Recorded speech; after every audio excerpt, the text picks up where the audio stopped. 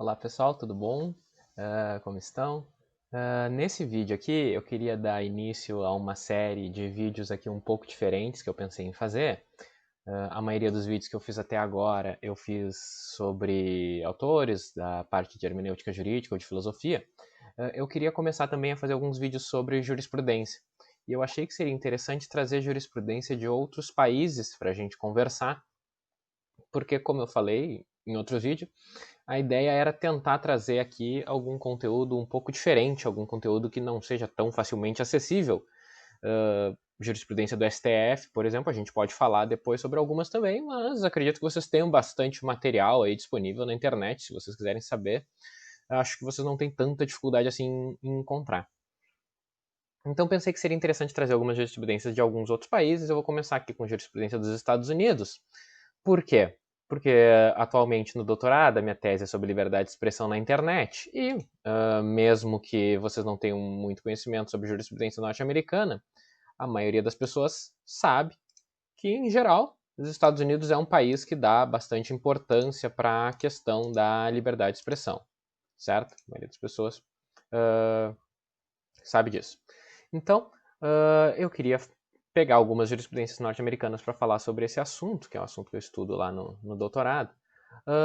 Mas, assim como a gente tem feito para a questão da teoria, seja teoria do direito, seja filosofia, fazer isso de forma aprofundada, não só dar uma notícia, um aviso, um resumo, mas dar uma olhada de fato no que a jurisprudência falou em cada um dos casos.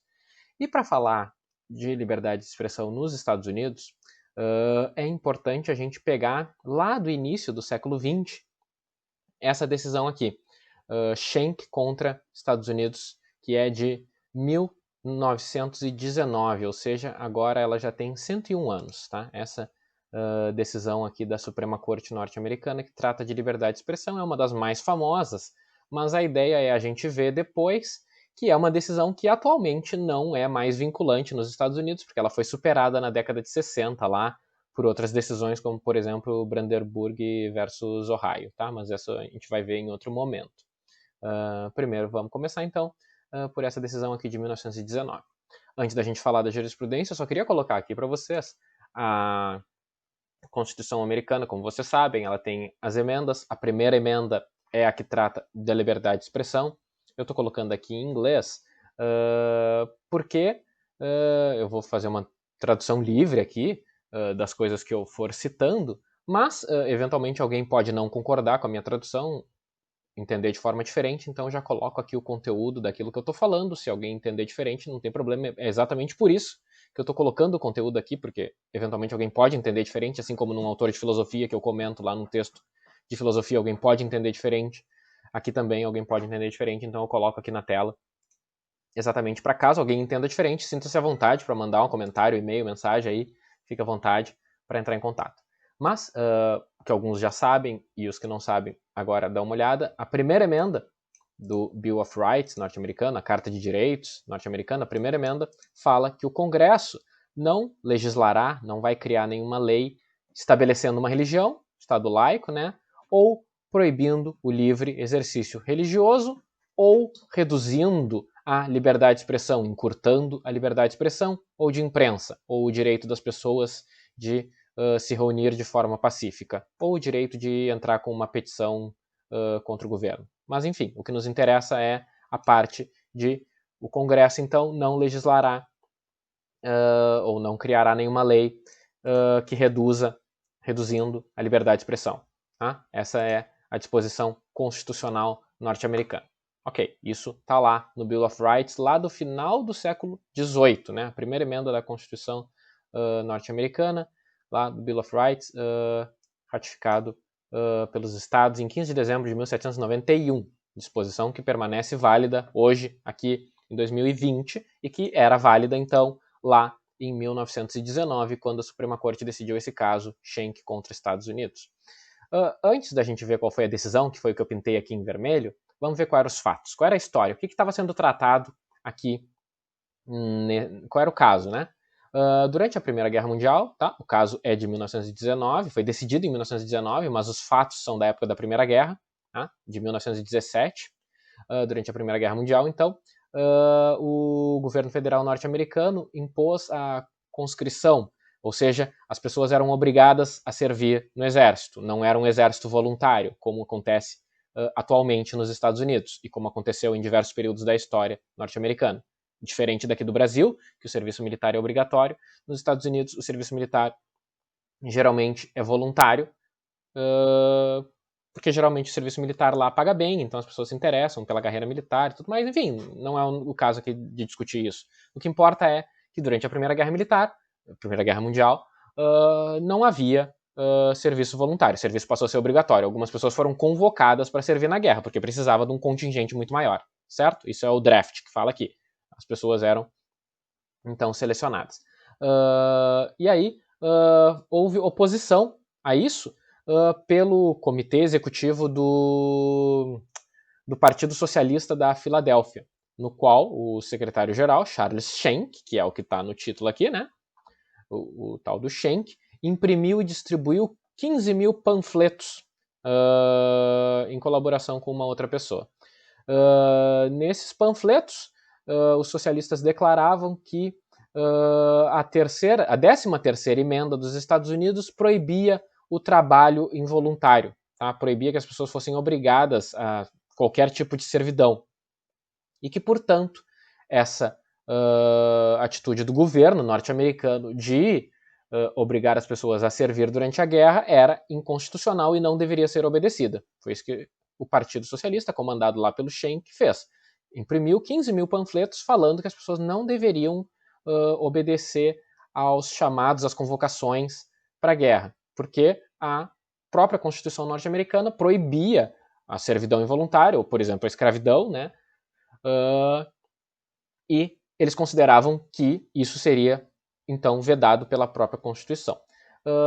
Entretanto, alguns anos, um pouco antes, foi no mesmo ano, na verdade, o Congresso passou uma lei chamada esse Espionage Act aqui, a Lei de Espionagem de 1917, que proibia quaisquer condutas que pudessem reduzir os esforços de guerra, quaisquer condutas que pudessem atrapalhar na guerra.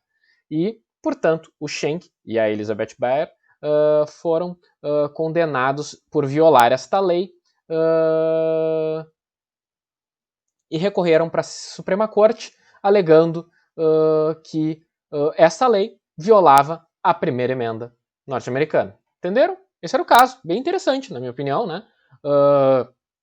Que aconteceu lá nos Estados Unidos, que a gente já vai ver qual foi a decisão da Suprema Corte. Resumindo, duas pessoas imprimiram 15 mil panfletos alegando que as pessoas deviam desrespeitar ou, de alguma forma, contrariar o governo norte-americano que estava conduzindo elas para o serviço militar de forma obrigatória. E normalmente era voluntário, durante a guerra precisava de mais pessoas, e eles entendiam, então, esse Partido Socialista da Filadélfia entendia que o serviço obrigatório era uma violação à própria Constituição dos Estados Unidos, mas havia uma lei que o Congresso norte-americano havia aprovado em 1917, dizendo que qualquer esforço para reduzir o poder dos Estados Unidos na guerra era ilegal, era proibido, e essa lei foi usada para condenar essas duas pessoas que imprimiram os panfletos, e essas duas pessoas, então, apelaram para a Suprema Corte, alegando que era uma lei inconstitucional que feria a liberdade de expressão deles, certo?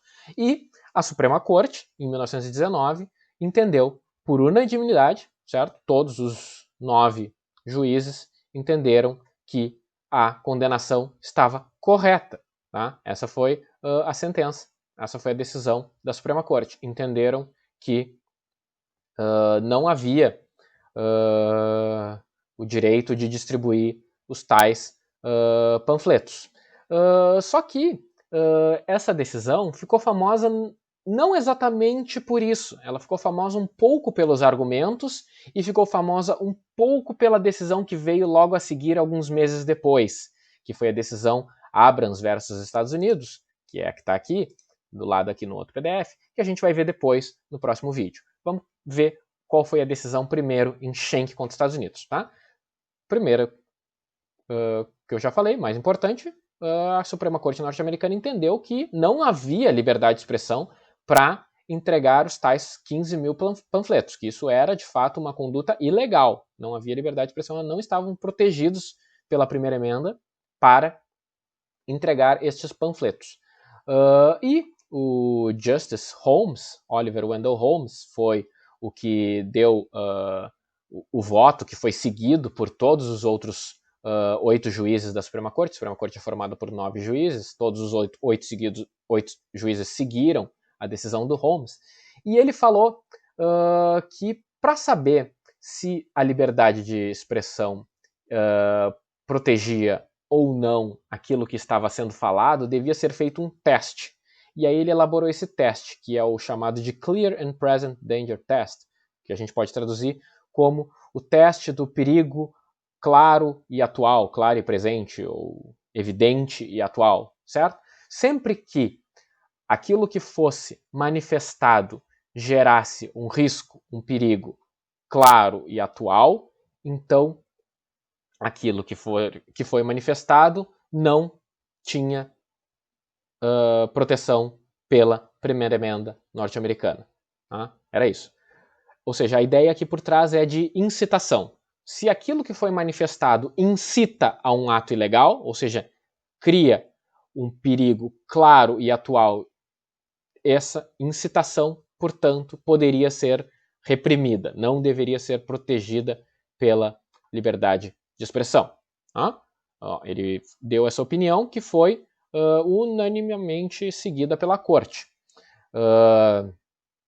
Ele defendeu que a primeira emenda não protege a expressão que chega perto de criar um claro e atual perigo de algum mal que o Congresso tem o poder de prevenir. Qual era o mal que o Congresso tinha o poder de prevenir? Era os esforços norte-americanos na guerra. E se alguma manifestação tinha, então, o poder de causar este mal que o Congresso deveria prevenir, essa expressão não estava, essa proteção não estava protegida essa expressão não estava protegida pela primeira emenda. Tá? E o Holmes entendeu que a disseminação dos panfletos era suficientemente provável de atrapalhar o processo de conscrição, o processo de convocação obrigatória de novos soldados para a guerra. Ele entendeu que os panfletos tinham essa capacidade, que os panfletos que estavam sendo distribuídos poderiam, de fato, pelo menos de forma provável, diminuir os esforços dos Estados Unidos na guerra.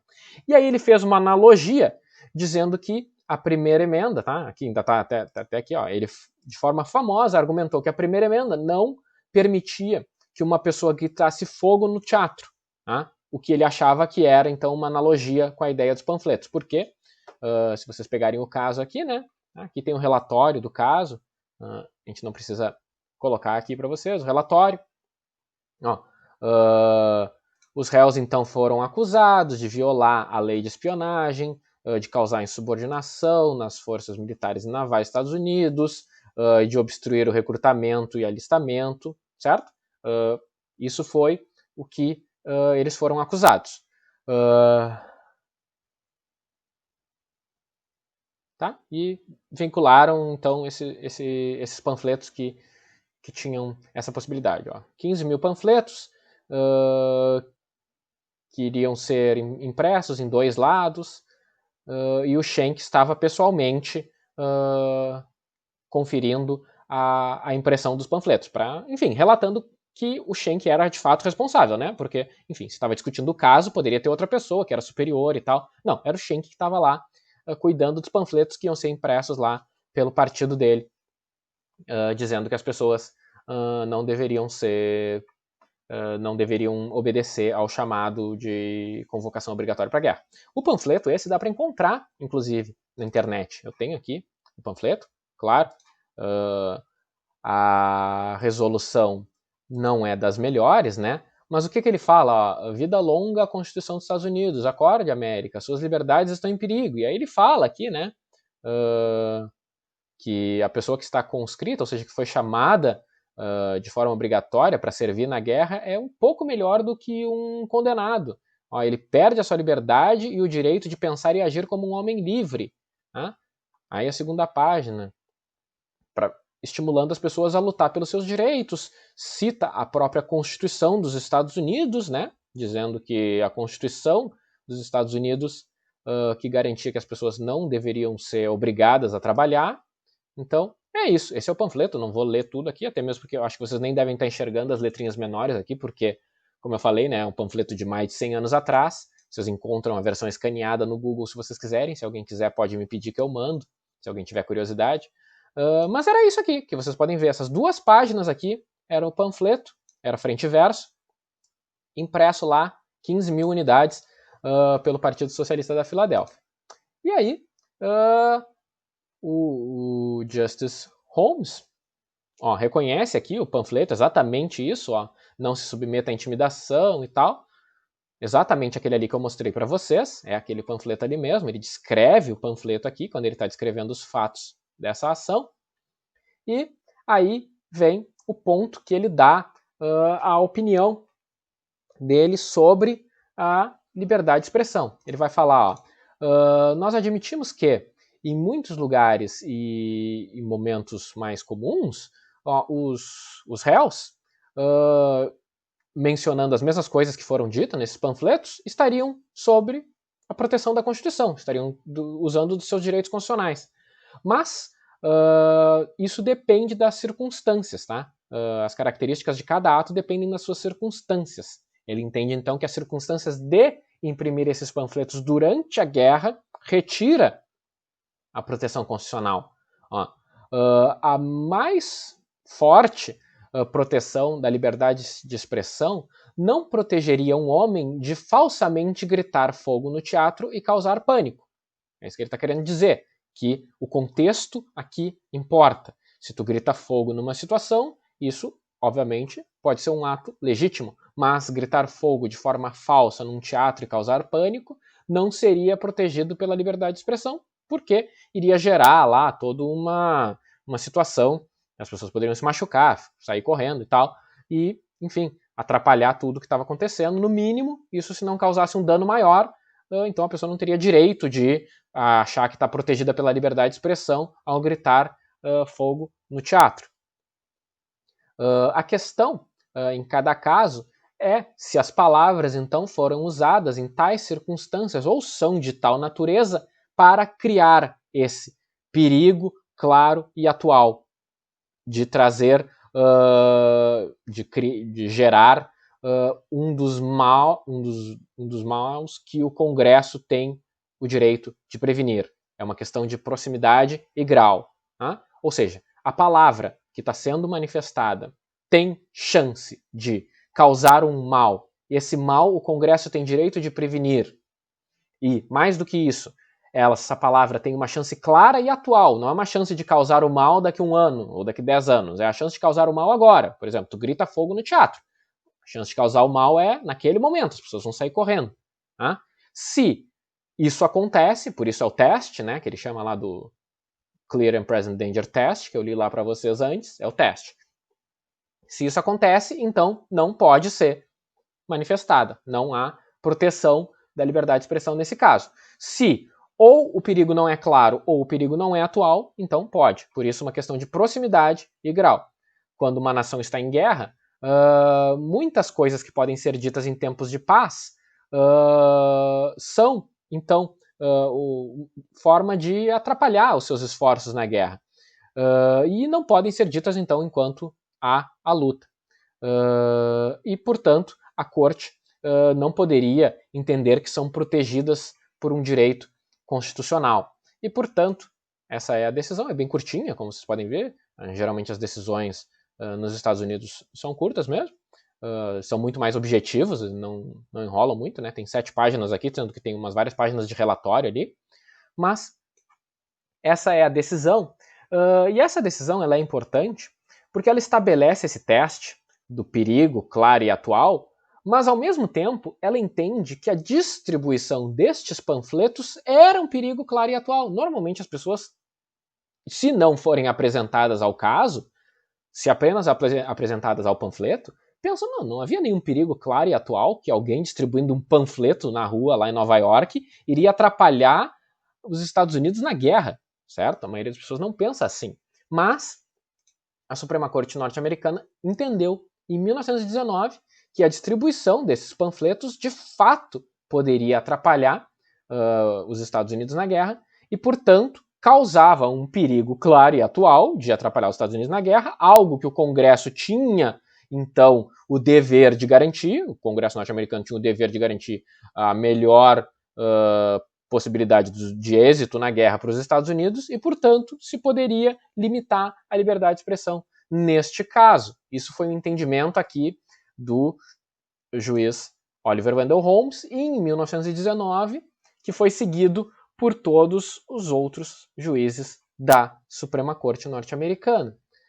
Isso não vale mais hoje em dia. Hoje em dia os Estados Unidos possuem uma proteção maior à liberdade de expressão, mas isso só vai ser revertido na década de 60, como eu falei para vocês, em outros casos que a gente vai ver depois, especialmente o caso Brandenburg versus Ohio, tá? Que aí se estabelece pela Suprema Corte um teste bem mais rígido, porque como vocês podem ver, esse teste do perigo claro e atual permite que a própria Suprema Corte entenda que distribuir panfletos gera um perigo claro e atual.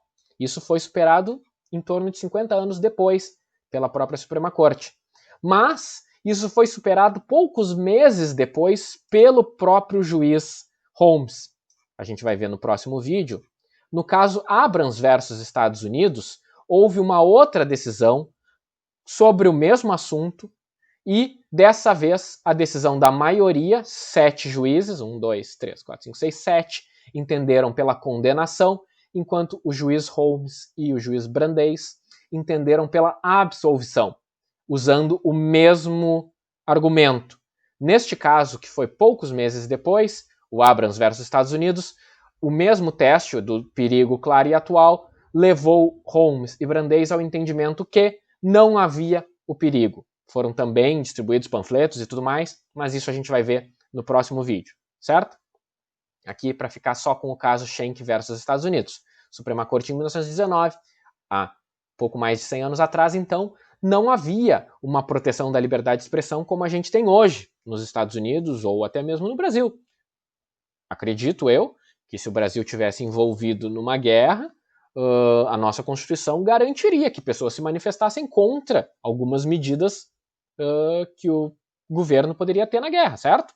Depois, quem conhece um pouco da história norte-americana sabe, lá na década de 70, por exemplo, havia a Guerra do Vietnã e as pessoas se manifestavam abertamente, né? Tipo, até, sei lá, John Lennon, né? Todo mundo se manifestava contra a Guerra no Vietnã e isso não foi proibido pela Suprema Corte, porque houve a mudança de entendimento lá em 1960. Porque em 1919, aqui, Primeira Guerra Mundial, o entendimento era outro. É importante, então, também a gente perceber essa evolução na história jurisprudencial quando a gente for estudar. A gente não pode citar de forma acrítica ou anacrônica aquilo que a gente está citando. Eu não posso pegar a decisão de 1919 e querer aplicar agora aqui em 2020, dizer, olha só o que disse a Suprema Corte. Sim, a Suprema Corte disse isso há mais de 100 anos atrás, mas é importante que a gente conheça para a gente perceber essa evolução. E aí esse tipo de evolução que eu pretendo ir fazendo aqui em cada um dos vídeos, tá? Espero que tenham gostado. Como eu falei, né? Se acharam alguma coisa mal traduzida, fiquem à vontade para questionar aí e tal. E qualquer outra dúvida, qualquer outra pergunta, qualquer outro ponto que tenham achado interessante, podem mandar também, tá? Próximo vídeo a gente continua ali com o caso Abrams versus Estados Unidos. Até mais.